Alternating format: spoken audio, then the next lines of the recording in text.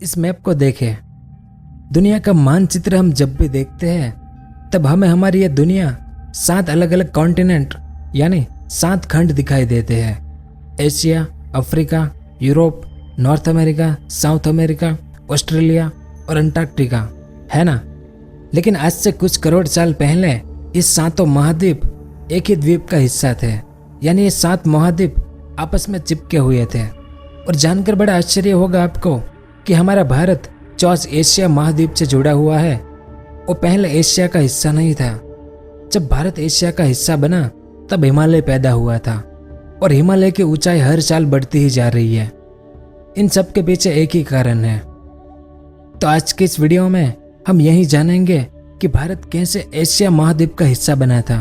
पहले जो एक महाद्वीप था वो कैसा था, कैसे वो टूटा था, उसमें से कितने अलग अलग महाद्वीप बने, फिर हम इंसानों को कैसे पता चला कि आज ये जो 7 अलग अलग महाद्वीप है वो पहले एक थे, किन किन लोगों ने इस पर काम किया था, ये सब भी जानेंगे। और इसके अलावा और भी बहुत कुछ जानने को मिलेगा आपको इस वीडियो में।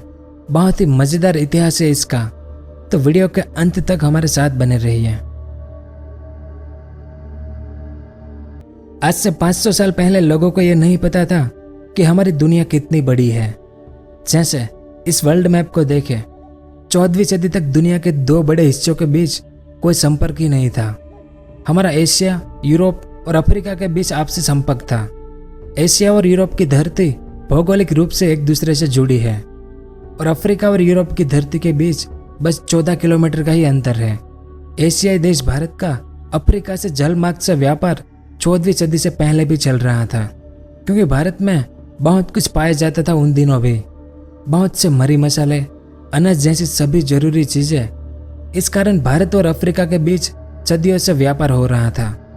लेकिन यूरोपीय लोग भारत आने के लिए जलमार्ग तलाश रहे थे और उन दिनों एशिया, अफ्रीका और यूरोप के लोगों को यही लगता था कि धरती पर बस अफ्रीका, एशिया और यूरोप महाद्वीप की जो जमीन है उतनी ही जमीन है, बाकी सब पूरा समुद्र है। अब यूरोपीय लोग भारत आने के लिए जलमार्ग तलाश रहे थे। इस कारण इटली के नाविक क्रिस्टोफर कोलंबस भारत के समुद्री रास्ते की खोज में निकले। लेकिन साल 1492 में कोलंबस की ये यात्रा भारत की जगह अमेरिका में जाकर खत्म हुई। इसी रास्ते में पहले वो कैरेबियाई द्वीपों पर पहुंचे और इन द्वीपों को कोलंबस ने इंडीज नाम दिया। लेकिन जब पता लगा कि यह भारत नहीं है तो इस द्वीप समूह का नाम वेस्ट इंडीज हो गया। और अमेरिका में खत्म हुई इस यात्रा से दुनिया को 2 नए महाद्वीपों का पता चला, उत्तरी अमेरिका और दक्षिणी अमेरिका। यह उस सदी की सबसे बड़ी खोजों में से एक थी। उस दौर में खोजे गए ये दोनों महाद्वीपों के बाद दुनिया में नए नक्शे बनने शुरू हुए, क्योंकि पुराने नक्शे में सिर्फ एशिया, अफ्रीका और यूरोप 3 ही महाद्वीप थे। इस कारण डच नागरिक अब्राहम ओर्टेलियस, ये उसकी इमेज है। इन्होंने अब इस नई दुनिया का नक्शा बनाने का काम शुरू किया और साल 1564 में उन्होंने पहला नक्शा बनाया था इस दुनिया का, जिसमें 5 महाद्वीप थे। और साल 1570 में उन्होंने थिएट्रम ऑर्बिस टेरारूम नाम का एक नक्शा बनाया। इस इमेज को देखें, यह अब्राहम ओर्टेलियस ने साल 1570 में बनाया था। और उन दिनों आज जैसे आधुनिक उपकरण है वैसे आधुनिक उपकरण नहीं थे, लेकिन फिर भी अब्राहम ओर्टेलियस ने इस मानचित्र को बनाया था, जिसमें 5 महाद्वीप थे। ये एशिया है, ये अफ्रीका, ये यूरोप और ये दक्षिण अमेरिका और उत्तर अमेरिका। तब ऑस्ट्रेलिया महाद्वीप और अंटार्कटिका महाद्वीप की खोज नहीं हुई थी और इसमें दक्षिणी और उत्तर अमेरिका की जमीन कितनी बड़ी और किस आकार की है इस बारे में भी ठीक से पता नहीं था। इस कारण इन दोनों नए महाद्वीपों का आकार आपको थोड़ा सा विचित्र लग सकता है, लेकिन फिर भी इस नक्शे को आधुनिक दुनिया का पहला नक्शा माना जाता है। और इसके बाद शुरू हुआ सारा खेल। साल 1594 में अब्राहम ओर्टेलियस ने इस नक्शे में एक चीज नोटिस की। अब्राहम ने देखा कि अफ्रीका महाद्वीप का दक्षिणी पश्चिमी हिस्सा, यानी ये ब्लू डॉटेड लाइन है वो, और दक्षिण अमेरिका का उत्तरी पूर्वी हिस्सा, यानी ये वाली डॉटेड लाइन, ये दोनों एक ही जमीन के 2 टुकड़े जैसे लगते हैं। अगर इन दोनों टुकड़ों को आपस में मिलाया जाए तो ये एक दूसरे के सांचे में फिट बैठते हैं। और उन्होंने अनुमान जताया कि हो सकता है कि पहले ये दोनों महाद्वीप एक ही जमीन के टुकड़े का हिस्सा रहे हो और शायद बाढ़ और भूकंप से अलग हो गए हो। वो अपनी इस थ्योरी पर ज़्यादा रिसर्च कर पाते इससे पहले ही साल 1598 में अब्राहम ओर्टिलिस की मौत हो गई। लेकिन उनके जाने के बाद उनकी इस थ्योरी को कई लोगों ने गंभीरता से लिया, जिसमें Theodor Christoph, Alexander von Humboldt, Antonio Pellegrini और डब्ल्यू.जे. कियोस ने अब्राहम की बात को आगे बढ़ाया। कियोस ने कहा कि दक्षिणी अमेरिका, अफ्रीका और यूरोप ये तीनों पहले एक ही महाद्वीप थे, लेकिन वो भी इस थ्योरी को साबित नहीं कर सके। फिर साल 1880 में बर्लिन में जन्मे अल्फ्रेड वेगनर ने बर्लिन यूनिवर्सिटी से पीएचडी की। वे मौसम विज्ञान, भूविज्ञान और खगोल विज्ञान के जानकार थे और साल 1906 में वेगनर ने ग्रीनलैंड की यात्रा की। वहां उन्होंने भूविज्ञान से जुड़ी रिसर्च के लिए एक स्टेशन बनाया और 2 साल तक वहीं रिसर्च की। फिर इसके बाद साल 1908 में उन्होंने मार्बुर्ग यूनिवर्सिटी में रिसर्च शुरू की और आखिर में साल 1911 में वेगनर ने अपने इस रिसर्च पर एक पेपर पब्लिश किया। इस रिसर्च पेपर ने अब्राहम की थ्योरी को आगे बढ़ाया। वेगनर ने कहा कि दुनिया के सभी अलग अलग हिस्से एक जिक्सो पजल की तरह है और इन सब हिस्सों को जोड़कर एक पूरी पजल बनाई जा सकती है। उन्होंने बताया कि दोनों अमेरिकी महाद्वीप, उत्तरी अमेरिका और दक्षिणी अमेरिका, अफ्रीका और यूरोप में पूरी तरह से फिट बैठते हैं। अंटार्कटिका, ऑस्ट्रेलिया, भारत और मेडागास्कर दक्षिण अफ्रीका के दूसरे हिस्से में फिट बैठते हैं। इसके साथ ही उन्होंने बताया कि धरती के अलग अलग हिस्सों पर मिलने वाले जीवाश्मों में भी कई समानताएं हैं, क्योंकि अटलांटिक महासागर के दोनों हिस्सों पर बसे अलग अलग महाद्वीपों में भी कई भौगोलिक समानताएं हैं और इससे उन्होंने कॉन्टिनेंटल ड्रिफ्ट थ्योरी नाम दिया। कॉन्टिनेंटल यानी महाद्वीप। महाद्वीपों में हुए इस ड्रिफ्ट की वजह पृथ्वी के घूमने से पैदा हुए एक बल को माना गया और जिस बड़े हिस्से से सारे महाद्वीप अलग हुए उनका नाम पेंजिया दिया गया और यह उस पेंजिया का मैप है। इसमें 7 महाद्वीप पहले एक ही थे वो बताया गया है और वो आपस में कैसे एक दूसरे से जुड़े थे वो भी आप देख सकते हैं। ये अफ्रीका है, ये दक्षिण अमेरिका और उत्तरी अमेरिका है, ये हमारा भारत है और ये ऑस्ट्रेलिया और अंटार्कटिका है और ये है यूरेशिया यानी यूरोप और एशिया, जिसे यूरेशिया कहते हैं। पर फिर भी वेगनर के इस रिसर्च पेपर को उतनी सराहना नहीं मिली। इस कारण साल 1915 में वेगनर ने एक किताब लिखी, origin of continents and ocean. इस किताब में उन्होंने और भी गहनता से बताया कि कैसे धरती के अलग अलग हिस्सों में एक जैसी चट्टानें मिली है। अलग अलग महाद्वीपों पर मिले जीवाश्मों में इतनी समानता कैसे है।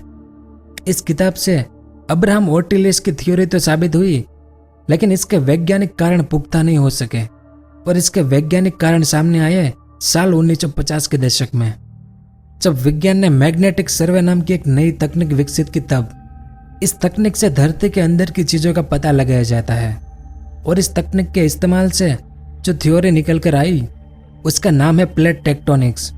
प्लेट टेक्टोनिक्स थ्योरी का कहना है कि पूरी पृथ्वी पर जमीन है, कहीं यह जमीन ऊंची है तो कहीं नीची है। नीची जमीन पर जहां पानी भर गया है वहां समुद्र बन गए हैं और ऊंची जमीन पर दुनिया के 7 महाद्वीप दिखाई पड़ते हैं। और अगर धरती से समुद्र के पानी को हटा दिया जाए तो पूरी पृथ्वी कुछ प्लेट में बटी है। इन प्लेट को टेक्टोनिक प्लेट्स कहते हैं और ये वही प्लेट है जिनमें हलचल होने से भूकंप आता है। अगर इन प्लेट्स के नीचे देखा जाए तो नीचे लावा भरा हुआ है। यह लावा लाखों डिग्री तापमान का होता है। इस खोखले लावे के चलते इन प्लेट्स की स्थिति बदलती रहती है, लेकिन यह प्रक्रिया बहुत ही धीमे होती है, इसलिए इसका अनुमान नहीं लग पाता। इसमें लाखों साल का समय लगता है और जब यह प्रक्रिया तेज होती है तब हम भूकंप के झटके महसूस करते हैं। और इस प्लेट टेक्टोनिक्स थ्योरी के बाद अमेरिकन जियोग्राफिकल सर्वे ने अपनी रिसर्च निकाली। इस रिसर्च में बताया गया कि 33 करोड़ साल पहले पृथ्वी पर जमीन का एक ही टुकड़ा था जिसका नाम था पेंजिया और 17 करोड़ साल पहले तक पेंजिया में अंदरूनी हलचलें होती रहीं, लेकिन यह एक ही महाद्वीप बना रहा था। पर 17 करोड़ साल पहले पेंजिया 2 टुकड़ों में टूट गया और इन 2 टुकड़ों को लॉरेशिया और गोंडवाना लैंड नाम दिया गया। अब गोंडवाना लैंड और टेथिस सागर की थ्योरी साल 1907-8 में ऑस्ट्रेलियाई भूवैज्ञानिक एडवर्ड सुएज ने भी दी थी, क्योंकि इन्हें भारत, अफ्रीका और दक्षिण अमेरिका में एक जैसे जीवाश्म मिले थे। एडवर्ड ने भारत में गोंडवाना के जीवाश्म इकट्ठा किए थे, इसलिए इस हिस्से का नाम गोंडवाना लैंड रखा गया। फिर साल 1936 में दक्षिण अफ्रीकी भूवैज्ञानिक अलेक्जेंडर डुटोइट ने भी 2 हिस्सों में टूटने वाली थ्योरी दी थी। और आज जो सभी वैज्ञानिक थ्योरी है उसके मुताबिक लॉरेशिया से टूटकर 3 महाद्वीप बने, उत्तरी अमेरिका, यूरोप और एशिया के कुछ हिस्से। और गोंडवाना लैंड जब टूटा तो दक्षिण अमेरिका, अफ्रीका, ऑस्ट्रेलिया, अंटार्कटिका और इंडियन टेक्टोनिक प्लेट अलग अलग हुई। अब इसमें इंडियन प्लेट यानी हमारे भारत की जमीन अलग होकर यूरेशियन प्लेट की तरफ बढ़ी। यूरेशियन प्लेट मतलब जिस पर यूरोप और एशिया बसे थे। और यह हुआ था 5 करोड़ साल पहले, जब इंडियन प्लेट इस यूरेशियाई प्लेट में घुस गई। और इंडियन प्लेट के टकराने से पहले यूरेशियन प्लेट के नीचे समंदर था। इस समंदर का नाम टेथिस सागर था। जब इंडियन प्लेट यूरेशियन प्लेट में घुसी तो टकराने वाली जगह पर एक बहुत बड़ा पहाड़ बनता चला गया। इस पर्वत को आज दुनिया की सबसे विशाल पर्वतमाला हिमालय कहा जाता है। और इंडियन प्लेट आज भी यूरेशियन प्लेट में घुसती जा रही है। यही वजह है कि हिमालय की ऊंचाई हर साल बढ़ती ही जा रही है। धरती की दूसरी प्लेटें भी अलग अलग रफ्तार से बढ़ रही है। जैसे मध्य अटलांटिक में पड़ने वाली प्लेटें हर साल 10 से 40 किलोमीटर की रफ्तार से बढ़ रही है। प्रशांत महासागर में पेरू के किनारे दक्षिणी अमेरिकी प्लेट 160 किलोमीटर प्रति साल की रफ्तार से बढ़ रही है। हिमालय की ऊंचाई 2.4 इंच प्रति वर्ष की रफ्तार से बढ़ रहा है, मतलब ऊंचा हो रहा है। तो इस तरह से हमारा भारत एशिया का हिस्सा बना था। उम्मीद है कि आपको कुछ जानने को मिला होगा। अगर वीडियो पसंद आया हो तो लाइक और शेयर जरूर करें। पूरा वीडियो देखने के लिए आपका बहुत बहुत धन्यवाद।